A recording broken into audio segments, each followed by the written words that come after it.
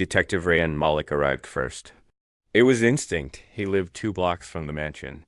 The 911 call mentioned screaming, broken glass, and something about a man falling. He ran up the marble steps of the Harrington estate and forced open the unlocked double doors. The cold air met him with silence and then a faint moan. His flashlight cut through the grand hallway's dimness. Revealing broken chandeliers and a smear of blood on the banister, he followed the trail. A body lay. Crumpled at the bottom of the stairs, Jonathan Harrington, tech mogul, and one of the most powerful men in the city. His neck was twisted unnaturally, head bleeding from the back. But what chilled Rayan more than the corpse was the woman kneeling beside it. Sophie. His. Her black dress was torn at the strap, red lipstick smeared across her jaw. She looked up, eyes dazed. Rayan. You came, she whispered. She didn't even ask for help, just looked at him like he already knew everything.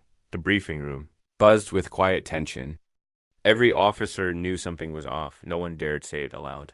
But they all glanced at Rayan like he was radioactive. He sat at the end of the long table, arms crossed, jaw clenched, while Captain Ellis reviewed the crime scene evidence with his usual clipped voice. Victim, Jonathan Harrington. Time of death between 9 o'clock and 9:30 p.m. Cause of death, blunt force trauma from the staircase fall. But 2 lacerations on the back of the head suggest prior struggle. Ellis tapped the touchscreen, bringing up a forensic scan.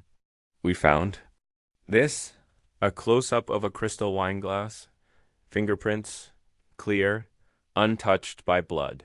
Detective Malik's prints were on this glass, Ellis said, turning slowly toward him. In the study, you never reported being in there. Care to explain? Rayan swallowed hard. The stares turned sharp. He didn't recognize that glass, not from that night.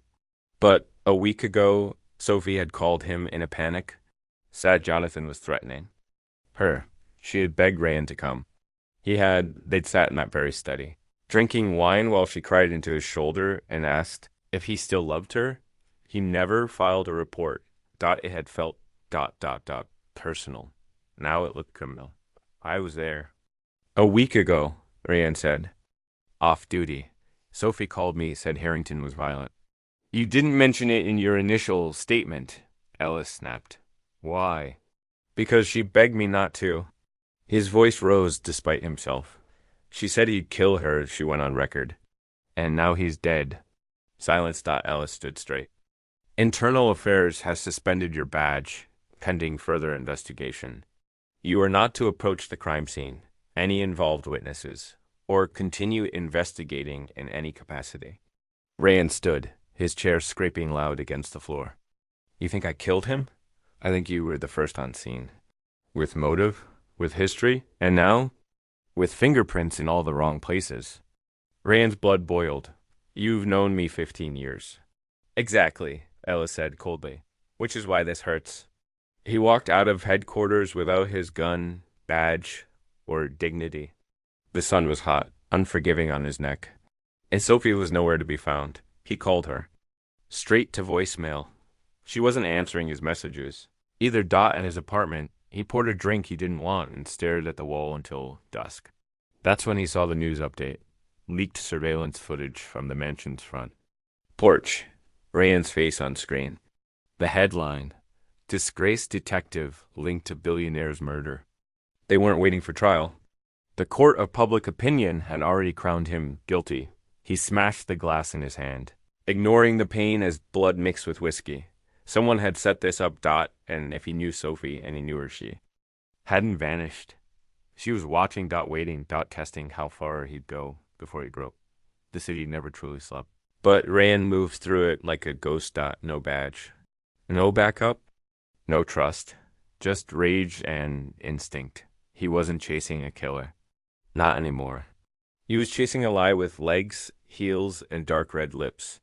Sophie had always known how to twist the truth into something beautiful, something believable. But her eyes gave her away. They always had. That night, he followed a hunch. Not a lead, those were all burned now, but a scent of something unfinished. Sophie had once told him she liked hiding in places that made her feel small. Her words? The more glamorous the world thinks I am, the more I want to be invisible. So Rayan went to the place where invisibility was easy. The old art gallery on 7th Street. Abandoned. Forgotten. But the side door was unlocked. Inside. Moonlight filtered. Through cracked glass ceilings. Dust clung to broken frames, old canvases, and the scent of lavender perfume still lingering in the air. Hers, subtle, intoxicating. He found her upstairs, sitting cross-legged on the floor in front of wearing one of Harrington's shirts, half buttoned, half revealing, entirely intentional. Her eyes met his through the reflection. Rayan, she said softly, like they were lovers reuniting. You ran. He said, I needed time, she whispered, standing up slowly. You always come when it matters. I knew you would. You framed me, she smiled faintly. No, I just didn't stop it from happening. He stepped closer. Her fingers reached out, touched the buttons on his shirt, lightly trailing down his chest. Her eyes never blinked, never flinched. You always told me I was dangerous, she murmured. You liked that about me. I did, he admitted. But that was before you killed a man. Her lashes fluttered, her mouth curving. You think I killed Jonathan? I don't think, he said, pulling a small recorder from his pocket. I know, her fingers stopped. For a heartbeat, the game paused. Then she laughed, low and sultry. You really want to play like that, detective? You're not the only one who knows how to lie with their eyes. She stepped back. You don't know the full story. He watched her carefully, then start talking. She moved to the window, lighting a cigarette with shaking fingers. He wasn't just hurting me. Rayan, he was hurting girls young. Ones. The ones no one would listen to. I had proof. I confronted him. He laughed. Her voice cracked then, just a fraction. But it wasn't weakness. It was strategy. I told him I'd expose everything. He said he'd ruin me. You. Everyone. Whoever mattered to me. She looked back at Rayan, and then someone pulled the trigger. That stopped him cold. Someone? Yes. Her eyes glistened, finally. I heard the shot. I ran down. He was already falling. Already bleeding, and I panicked. You expect me to believe that someone else walked in, shot him, and walked out without the cameras catching a thing? They were already wiped. By him. He expected trouble. Rayan clenched his jaw. And the wine glass? My prints? That was me, she said quietly. I needed someone I could trust to get close. I knew you'd come. I left the glass. Just in case you didn't. Just in case I didn't what? Didn't protect me. He stared at her. Her lies were smooth, polished. But her eyes, they danced too much. Too rehearsed. They didn't match the tremble in her voice. You didn't see the killer? He asked. No. You didn't touch the body? No. You didn't pull the trigger? She met his gaze. No. And it was the flicker, the 1 microsecond her pupils betrayed her. She was lying with her eyes. The storm outside poured like judgment. Thunder rolled through the city, but Rayan's apartment was silent, except for her dot Sophie stood in his kitchen barefoot, wet from rain, wearing nothing but a silk slip under a leather coat. Her hair clung to her skin, and every move she made was too slow to be innocent. I missed you, she said, her voice honey over broken glass. He didn't respond. Just watched her, waited. She always hated that. She placed 2 fingers on the counter, leaning forward slightly knowingly. You still smell like scotch and danger. It used to drive me wild. Rain crossed his arms. I found the recording, Sophie. Her lips curved. Of course you did. I left it for you. You killed him. I told you. Someone else did. But if I hadn't let you find that tape, you'd still be their puppet. He studied her. Every breath, every flash of skin, every calculated tilt of her head. You're playing something, he said finally. And I'm done guessing the rules. She stepped forward slowly, her voice dropping into a low purr. You think this is a game, Rayan? You think I wanted to pull you into this mess? You're the only person I ever let see me. You? Mean the manipulative version? She moved closer. No, I mean the part of me that still wants you. He caught her wrist mid-motion as she reached for his belt buckle. His grip was strong, but she didn't flinch. Her pulse thudded against his fingers. Tell me what you're hiding. He said, I'm hiding in plain sight, she whispered.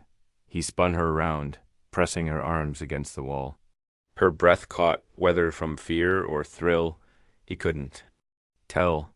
She always blurred that line too well. I've been watching, he said, leaning near her ear. Following your trail, and it leads to something bigger. Something you didn't plan. Sophie stiffened. He let go. She turned, chest rising and falling. Pupils dilated. Rayan walked to his bookshelf and pulled down a hollowed-out law book. From inside, he retrieved a thumb drive and tossed it on the table. I bugged your purse, he said flatly. When you visited me 2 months ago, before Harrington died, Sophie didn't move. That drive holds every conversation you've had. With Jules, my partner, you two were planning to bring Harrington down together until he got to you. Her breath hitched. She was your backup. You were supposed to seduce him, get his files, then frame him, but you hesitated. You fell for him. Or maybe you just liked the luxury. Then she showed up, and she pulled the trigger instead. Sophie's silence was sharp.